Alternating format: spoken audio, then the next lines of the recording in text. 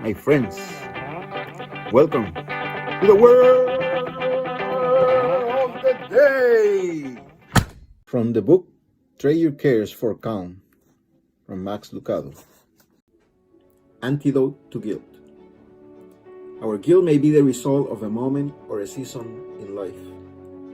You failed as a parent, you blew it in your career, you squandered your youth or your money.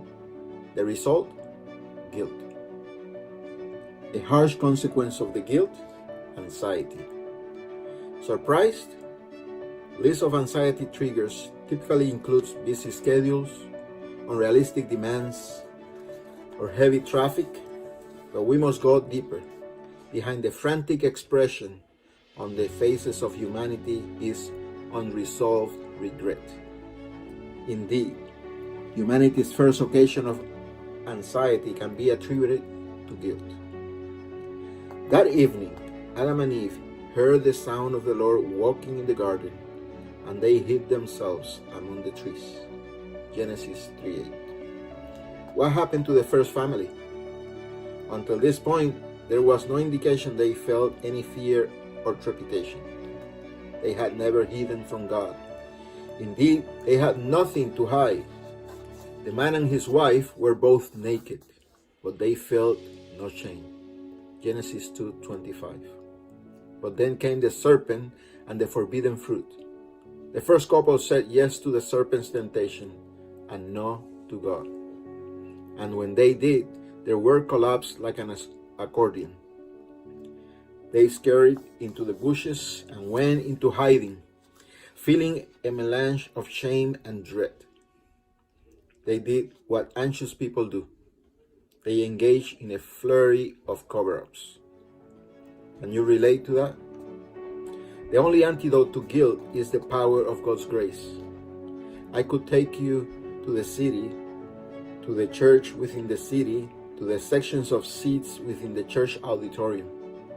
I might be able to find the very seat in which I was sitting when this grace found me. I was a 20-year-old college sophomore. For 4 years, I have lived with a concrete block of guilt, not just from the first night of drunkenness, but also 100 more like it. The guilt had made a mess of my life, and I was headed towards a lifetime of misery. But then I heard a preacher, "Do for me what I am attempting to do for you." Describe the divine grace that is greater than sin. When at the end of the message, he asked if anyone would like to come forward and receive this grace, iron chains could not have held me back. Truth be told, chains have held me back, but mercy snapped the chains of guilt and set me free. I know this truth firsthand. Guilt frenzies the soul, grace calms it. You are a version of Joseph in your generation. You carry something of God within you, something noble and holy, something the world needs: wisdom, kindness, mercy, skill.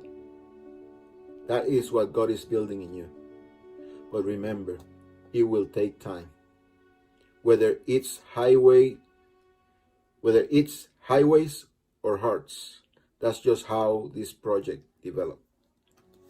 I know the truth firsthand. Guilt frenzies the soul. Grace calms it. This is the word of the day.